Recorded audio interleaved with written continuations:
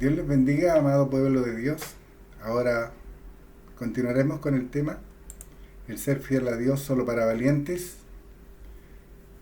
Como veíamos con anterioridad, hubieron hombres que pusieron a Dios primero, que respetaron y creyeron en sus promesas y que obtuvieron resultados y grandes resultados, que aún cambiaron gobiernos, que aún cambiaron la mentalidad de reyes.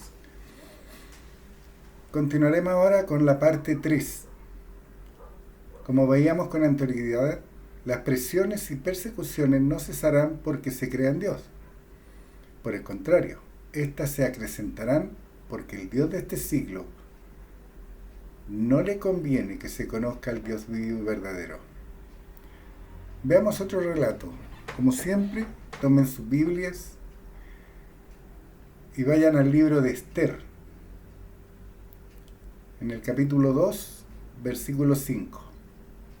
Había en Susa, residencia real, un varón judío cuyo nombre era Mardoqueo. Esther 2:7. Y había criado a Hadasa, es decir, a Esther, hija de su tío, porque era huérfana y la joven era de hermosa figura y de buen parecer. Esther 2:8. Esther también fue llevada a la casa del rey. Si ustedes leen todo el relato, se darán cuenta que el rey pedía mujeres para elegir una reina, y estas debían de ser jóvenes. Lean todo el capítulo y lo entenderán. Como siempre, por tiempo, iremos tomando algunos versículos de todo el relato. Esther 2:9. Y la doncella agradó a sus ojos y halló gracia delante de él. Esther 2:10. Esther no declaró cuál era su pueblo ni su parentela, porque Mardoqueo le había mandado que no lo declarase. Esther 2:11. Y cada día Mardoqueo se paseaba delante del patio de la casa de las mujeres para saber cómo le iba a Esther y cómo la trataban. Esther 2:17. Y el rey amó a Esther más que a todas las otras mujeres, y halló ella gracia y benevolencia delante de él más que todas las demás vírgenes, y puso la corona real en su cabeza y la hizo reina.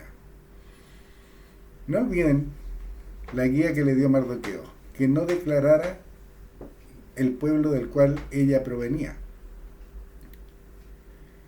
Esther 3:1. Después de estas cosas, el rey Asuero engrandeció a Amán, hijo de Amedata, a Agageo, y lo honró, y puso su silla sobre todos los príncipes que estaban con él. Esther 3:2. Y todos los siervos del rey que estaban a la puerta del rey se arrodillaban y se inclinaban ante Amán, porque así lo había mandado el rey, pero Mardoqueo ni se arrodillaba ni se humillaba. Si ustedes leen todo el relato, este varón, al que Asuero engrandeció, Amán, tomó aversión a Mardoqueo porque no le rendía pleitesía.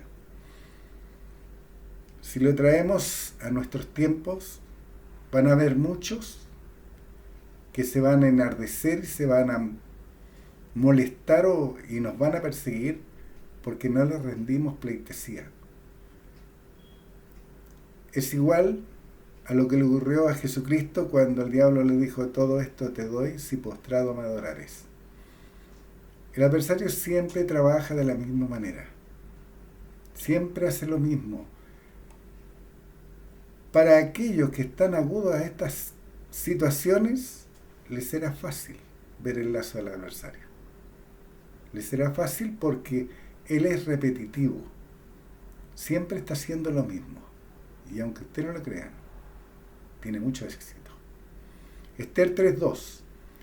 Y todos los siervos del rey que estaban a la puerta del rey se arrodillaban y se inclinaban ante Amán, porque así lo había mandado el rey. Pero Mardoqueo ni se arrodillaba ni se humillaba. ¿Por qué no se inclinaba ni se humillaba a Mardoqueo? Porque era judío, y como judío creía en Dios. Y a él era el único al que él le rendía pleitesía. Y como en estudios anteriores lo vimos, eso de arrodillarse, lo hacen los idólatras, porque así adoran a sus dioses. Y Mardoqueo no era idólatra. Esther 3:5. Y vio Amán que Mardoqueo ni se arrodillaba ni se humillaba delante de él, y se llenó de ira. Esther 3:6. Pero tuvo en poco poner mano en Mardoqueo solamente, pues ya le habían declarado cuál era el pueblo de Mardoqueo, y procuró Amán destruir a todos los judíos. Cuando nosotros valientemente nos oponemos a las guías, a los mandatos que contravienen la voluntad de Dios y que provienen tanto de gobernantes o líderes, estos se van a llenar de ira en contra de nosotros, y como muchos han escuchado, llaman al que dentro de la congregación no rinde pleitesía y no adora más la creación que al Creador, que es que le gusta armar pleitos. Y no es eso, es solamente no transar, nada más que eso. Las maquinaciones del adversario, destruir no solamente a Mardoqueo, por negarse a rendirle pleitesía, sino también a su pueblo. Leyendo todo el capítulo verán que este hombre, Mardoqueo, no transó sus principios por temor, por el contrario, tuvo la sabiduría otorgada por Dios y la obediencia de Esther para salir victorioso de esta apremiante situación. Esther 3:13. Y fueron enviadas cartas por medio de correos a todas las provincias del rey con orden de destruir, matar y exterminar a todos los judíos, jóvenes y ancianos, niños y mujeres en un mismo día. El cumplimiento del ministerio del adversario mencionado en Juan 10:10. ¿Se acuerdan? Nosotros lo hemos visto en varias oportunidades en diferentes estudios. Hurtar, matar y destruir. Y ese es el trabajo del adversario, permanentemente y constantemente. Esther 4:13. Entonces dijo Mardoqueo que respondiesen a Esther: no pienses que escaparás en la casa del rey más que cualquier otro judío. ¿Por qué? Porque Esther no quería intervenir. Aunque Mardoqueo le estaba dando guías, lean todos estos capítulos y van a entender cómo se van desarrollando la situación para este hombre y para esta mujer. Entonces dijo Mardoqueo que respondiesen a Esther: no pienses que escaparás en la casa del rey más que cualquier otro judío. Esther 4:14. Porque si callas absolutamente en este tiempo, respiro y liberación vendrá de alguna otra parte para los judíos. Esa es la confianza que tenía Mardoqueo en Dios. Si esta mujer, Esther, no seguía las guías que le estaba dando, Mardoqueo sabía ciertísimamente en su corazón que Dios de alguna otra manera haría llegar el respiro y liberación para su pueblo. Hoy todos los que dicen creer en Dios tienen la misma tarea: deshacer las obras infructuosas de las tinieblas, porque el diablo quiere hurtar, matar y destruir la creación de Dios, a hombres y mujeres por igual y a su descendencia. Y eso lo vemos hoy día, cómo los hijos son robados, cómo son contaminados por el medio, por todos los medios posibles. Hoy día lo podemos ver en mi país, en las escuelas, donde están obligando a los niños a aceptar la perversión de sodomitas y lesbianas, porque es igualdad, porque no es discriminar. Pero ¿saben? Dios discrimina, y para Dios no hay igualdad, porque unos son tinieblas y los otros son luz. Unos son obedientes y otros son desobedientes. Entonces nunca podrá haber igualdad para el pueblo de Dios en yugo desigual con los incrédulos. Nunca va a haber igualdad, porque es un yugo desigual. Mardoqueo, siendo judío de la tribu de Benjamín, era conocedor de la peregrinación de los judíos y como Dios los había sustentado por 40 años en el desierto hasta llegar a la tierra prometida. Por tanto, conocía que Dios era poderoso y en ello basó su confianza. Ester 6:6. Entró pues Amán y el rey le dijo: ¿qué se hará al hombre cuya honra desea el rey? Y dijo Amán en su corazón: ¿a quién deseará el rey honra más que a mí? La vanidad, el egocentrismo de Amán lo condenó. ¿De qué estamos hablando aquí? ¿Por qué saltamos al 6:6? Porque Mardoqueo le dio como guía a Ester de que hiciera una cena para ganarse el beneplácito del rey. Y a la vez recordarle al rey que hubo un hombre que con un aviso le salvó la vida al rey de una traición que maquinaban dos hombres que estaban a su servicio. Entonces el rey, cuando en una noche no pudo dormir, pidió el libro de las historias, como ustedes lo van a leer, y se encontró con que a este hombre no se le había honrado como se debía al que le había salvado la vida. Por eso se desarrolla de esta manera y llega de esta forma. A Ester 6:6. Entró pues Amán y el rey le dijo: ¿qué será al hombre cuya honra desea el rey? Él está hablando de aquel hombre que le salvó la vida. Y dijo Amán en su corazón: ¿a quién deseará el rey honra más que a mí? La vanidad y el egocentrismo de Adán lo condenó, le juzgó en contra. Ester 7:3. Entonces la reina Ester respondió y dijo: oh rey, si he hallado gracia en tus ojos, y si al rey place, séame dada mi vida por mi petición y mi pueblo por mi demanda. Ester 7:6. Ester dijo: el enemigo y adversario es este malvado Amán. Entonces se turbó Amán delante del rey y de la reina. Así colgaron a Amán en la horca que él había hecho preparar para Mardoqueo, y se apaciguó la ira del rey. Lean todo el pasaje, insisto, léanlo, y se darán cuenta cómo Dios trabajó en el corazón de Mardoqueo, y Mardoqueo a la vez dio guías a Ester, a esa mujer que había hallado gracia delante del rey y la había coronado como su reina, para salvar a su pueblo, para salvar a Mardoqueo y hacer cambiar al rey en sus decisiones. Y a la vez, para aquel que se oponía al pueblo judío, lo ahorcaran en la misma horca que él había preparado para Mardoqueo.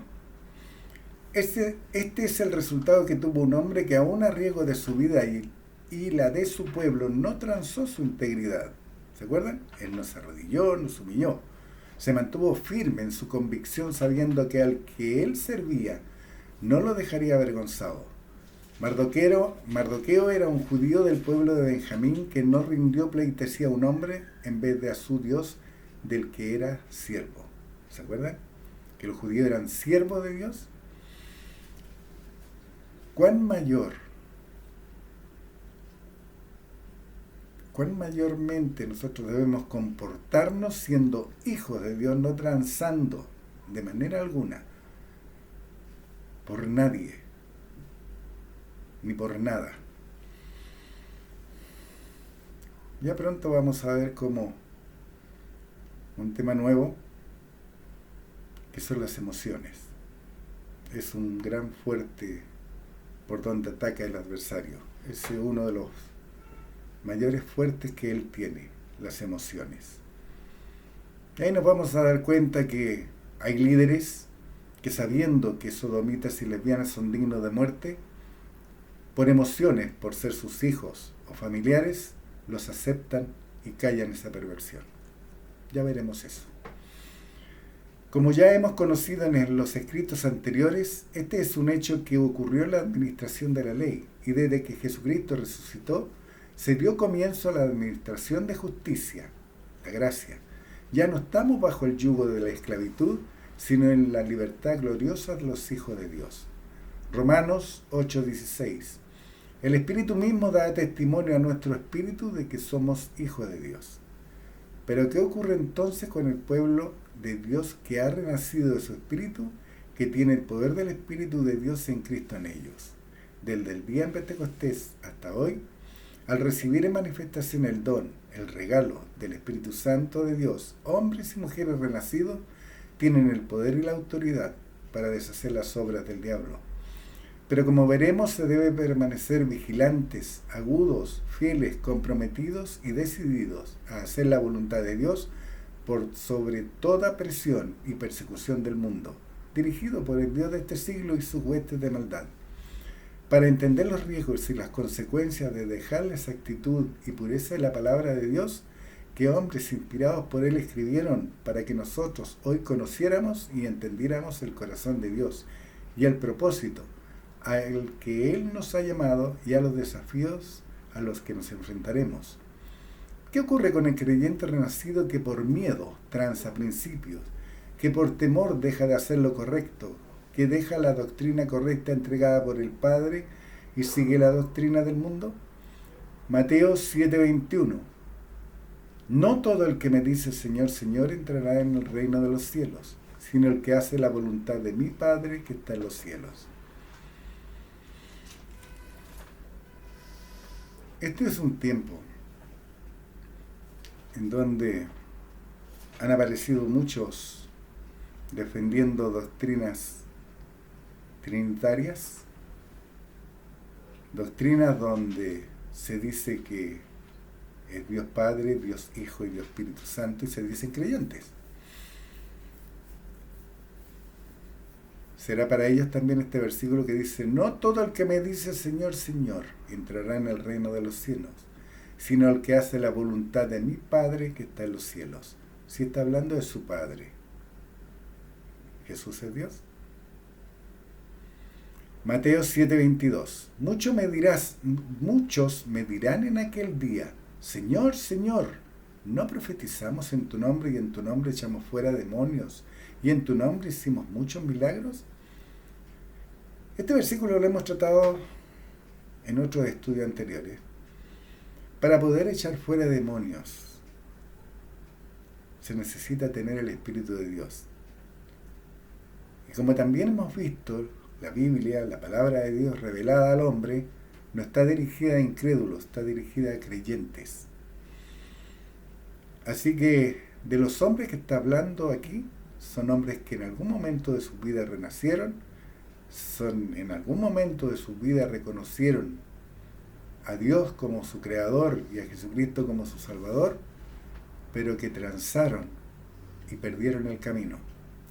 Por eso Jesucristo en el Bema les dirá: muchos me dirán en aquel día, Señor, Señor, ¿no profetizamos en tu nombre y en tu nombre echamos fuera demonios y en tu nombre hicimos muchos milagros? ¿Se acuerdan lo que dijo Jesucristo? Que los demonios no se echan a sí mismos fuera, porque les decían los fariseos que estaba echando demonios fuera por el Belcebú, que es un príncipe de demonios. Pero Jesucristo decía que una casa dividida sobre sí misma cae. ¿Se acuerdan? Mateo 7:23. Y entonces les declararé: nunca os conocí, apartados de mí, hacedores de maldad.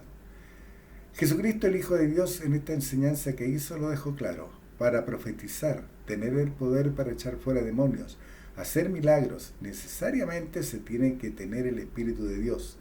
Un incrédulo o un gentil o un endemoniado no tiene esta capacidad. Solo un creyente en Dios. Entonces se desprende que aún los que hoy son creyentes y el día de mañana dejan de hacer la voluntad de Dios tal y como está escrita en el tribunal de Cristo, el Bema, serán echados de la presencia del Hijo de Dios y serán borrados del libro de la vida.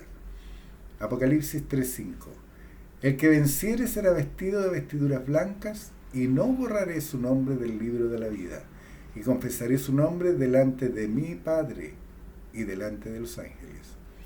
Habrá creyentes que aún después de haber sido perdonados de todos sus pecados y haber sido pagado su rescate con la sangre de Cristo, no estarán inscritos en el libro de la vida cuando éste se abre en el día del juicio de Dios. Pero ¿cómo puede ocurrir esto? ¿Por qué causa? Apocalipsis 13:4. Y adoraron al dragón que había dado autoridad a la bestia, y adoraron a la bestia. ¿Cuándo puede un creyente adorar a la bestia?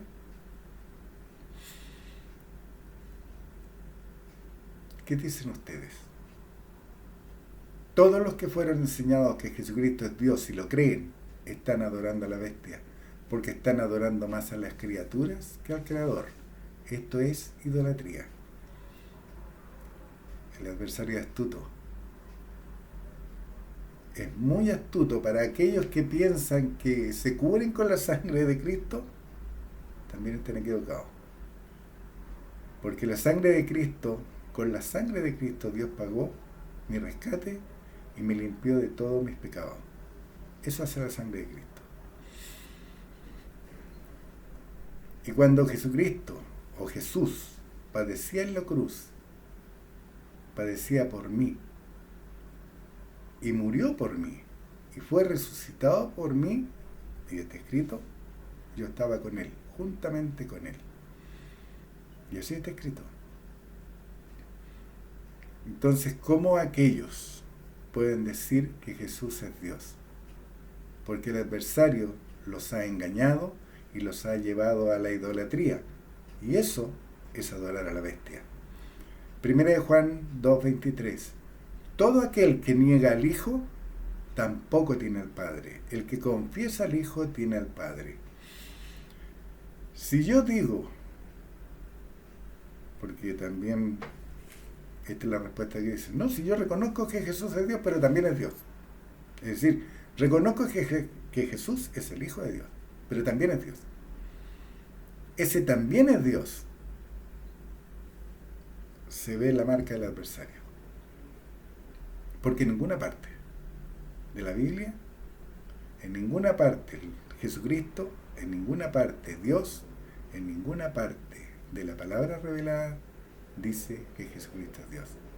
Es solo interpretación privada y van a mencionar Juan 1:1, Juan 1:3 y van a seguir con eso porque en Isaías también dice, pero es solamente interpretación humana. Porque si leen todos los pasajes y toda la información que se le ha entregado a lo largo de estos años, porque son años de entregarle la pura y santa palabra de Dios, y si no la creen, las consecuencias van a estar. Yo prefiero hacer lo que está escrito y equivocarme, y no que llegue el día del juicio, en donde se abren los libros de la vida, y por haber creído un hombre o doctrinas humanas, mi nombre no está escrito en ese libro. Juan 1:22. ¿Quién es el mentiroso sino el que niega que Jesús es el Cristo? Este es el anticristo, el que niega al Padre y al Hijo. Porque si yo digo que el Hijo es Dios también, estoy negando al Padre, que dice que Él es el único Dios, que no hay más que Él. Hay un solo Dios. Pero aquellos que dicen que Jesús también es Dios, entonces hay dos dioses. Y como hay dos dioses, una casa dividida sobre sí misma cae. Así está escrito. Todos los que adoran imágenes están adorando a la bestia, idolatría. Y Jesús es una imagen en sus propias mentes. Porque Dios es espíritu. Un espíritu no se ve, no se huele, pero se manifiesta con su poder cuando se cree en Él. Romanos 1:23. Y cambiaron la gloria de Dios incorruptible en semejanza de hombre corruptible. ¿Jesús tenía semejanza de hombre? Sí. ¿Había nacido de una mujer? Sí. ¿Era corruptible? Sí. El milagro de Dios fue haberlo levantado al tercer día y no vio corrupción. Esa es la prueba que Dios dio de su Hijo, que era el mediador entre Él y su creación, que somos nosotros. Jesucristo lo dijo: yo soy el camino, la verdad y la vida, nadie va al Padre sino por mí. Si yo creo que es Dios, estoy llegando al Padre,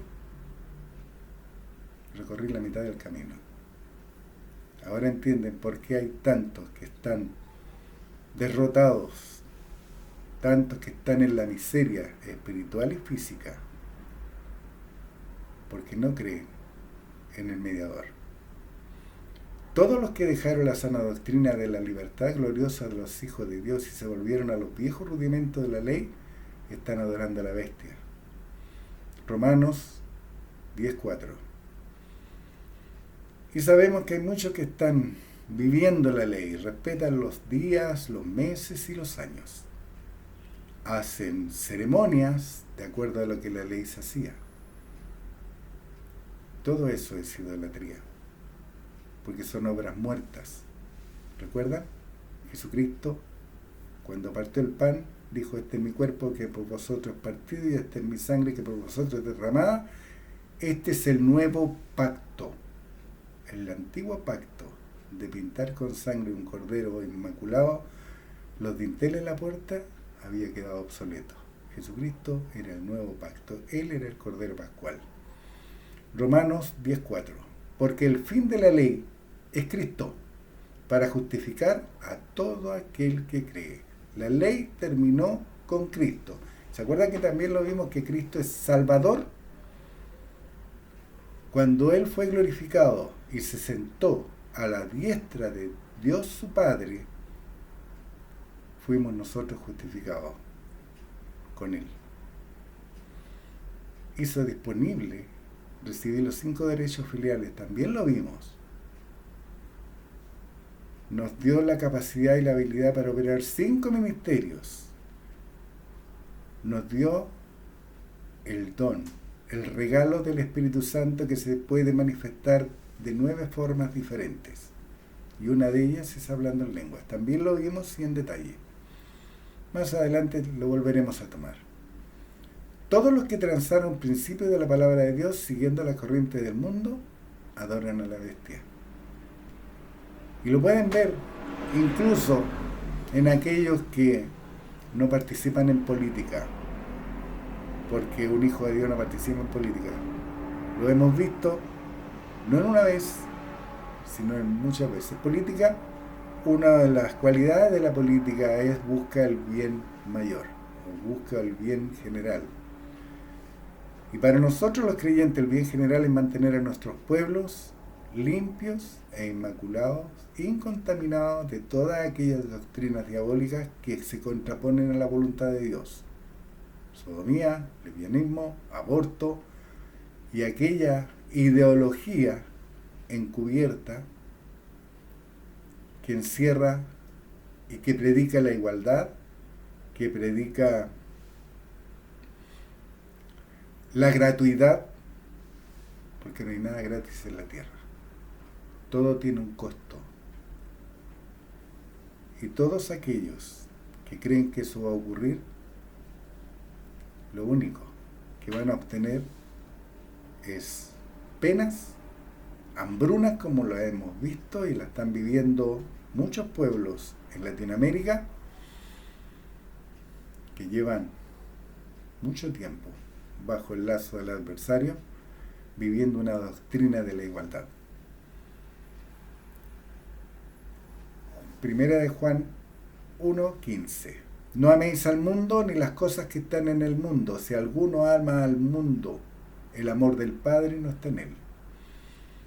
Primera de Juan 1:16.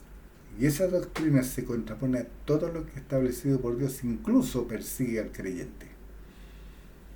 Primera de Juan 1:16. Porque todo lo que hay en el mundo, los deseos de la carne, los deseos de los ojos y la vanagloria de la vida, no provienen del Padre, sino del mundo. Si proviene del mundo, ¿quién es el Dios de este mundo, de este siglo? El diablo. 2 Corintios 4:4. en los cuales el Dios de este siglo cegó el entendimiento de los incrédulos para que no les resplandezca la luz del Evangelio de la gloria de Cristo, el cual es la imagen de Dios. Cuando a Dios se le da cualidades humanas siendo espíritu, como ya lo vimos en Juan 4:24, es para resaltar una idea, es para dar énfasis a lo que él está diciendo. En este caso es que Jesucristo, el Hijo de Dios, lo representaba aquí en la tierra, mostraba cómo era Dios.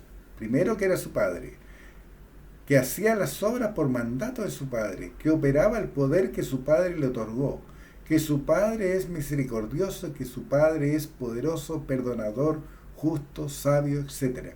Que su Padre es un Dios de vida. El Antiguo Testamento es para nuestro conocimiento, para que sepamos qué sucedió con los siervos, los que conocían el poder que Dios tenía y lo primordial, a qué Dios seguían. Pues bien, cuando un creyente con este conocimiento deja el camino alto, al cual Dios lo ha llamado y se vuelve al mundo, desde donde Dios lo rescató por medio de Jesucristo, es lo que veremos en la palabra de Dios. 1 Samuel 16:12. Entonces Jehová dijo: levántate y úngelo, porque este es. 1 Samuel 16:13.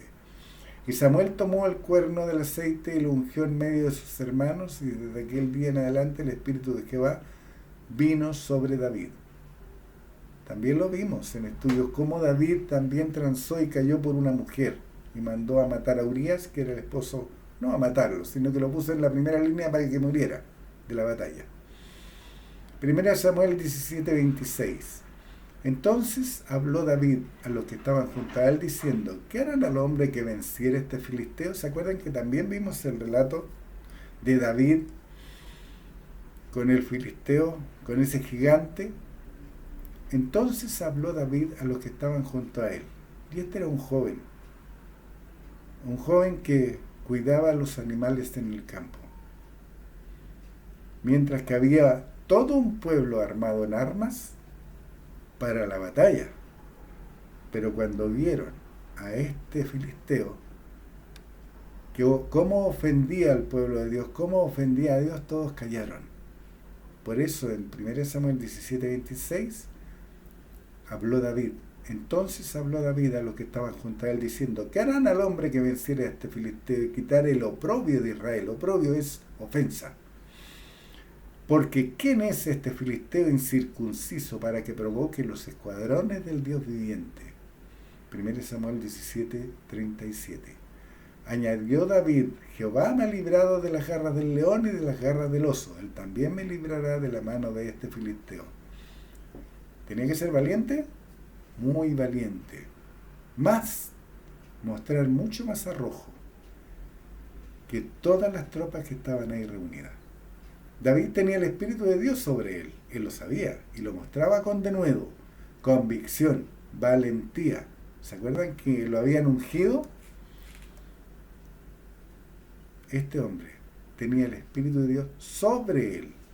¿Cuánto más nosotros para entrar a la batalla y hacer callar el oprobio que está sufriendo el pueblo de Dios y Dios mismo con este mundo, con todo lo que está haciendo este mundo y todas las religiones que están predicando las mentiras del adversario?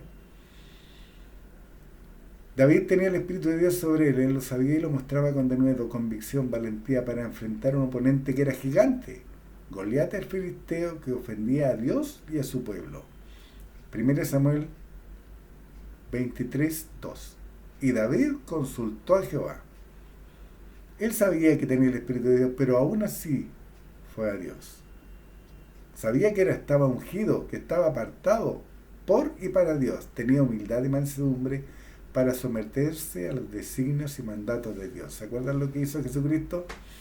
Cuando antes de ser apresado, él fue y oró a su Padre. Él sabía cuál era el mandato que Dios le había dado, qué es lo que le iba a pasar, todo lo que se decía de él en Isaías, porque él lo había leído, él lo conocía, y él le pedía que pasara esa copa de él, pero que no hiciera la voluntad de él, sino la voluntad de Dios.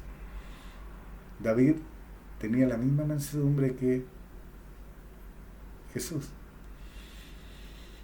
Segundo Samuel 8:15. Nosotros sabemos lo que pasó en la batalla. Que Dios estaba con David y venció al filisteo. ¿Qué ocurrió con David más adelante? Según Samuel 8:15. Y reinó David sobre todo Israel, y David administraba justicia y equidad a todo su pueblo.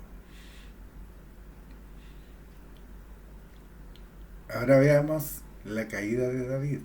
Según Samuel 11:15. Y escribió en la carta diciendo: poned a Urías al frente en lo más recio de la batalla y retiraos de él para que sea herido y muera. ¿Y por qué lo hizo? Por una mujer, por emociones.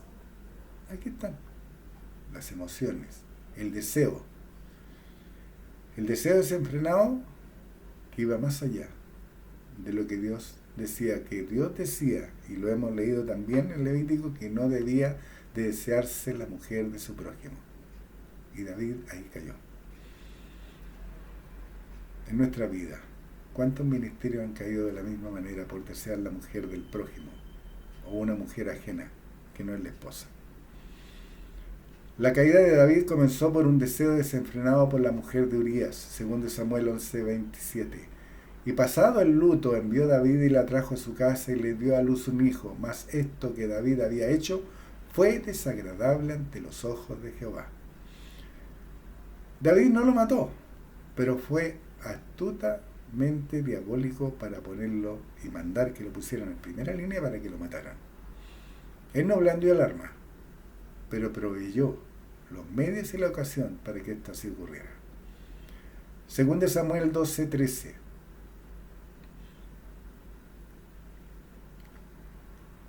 Veamos antes. Dios en su misericordia envió un profeta para que confrontara a David por su mal proceder, concediéndole un medio para que reconsiderara y se arrepintiese. Según de Samuel 12:13. Entonces dijo David a Natán: pequé contra Jehová. Y Natán dijo a David: también Jehová te ha redimido de tu pecado, no morirás. Para recibir el perdón de Dios se debe estar genuinamente arrepentido. Si hubiera este tipo de mansedumbre y humildad en los liderazgos de las diferentes religiones y ministerios, podríamos llegar a ser un cuerpo, el cuerpo de Cristo, siendo Cristo Él la cabeza.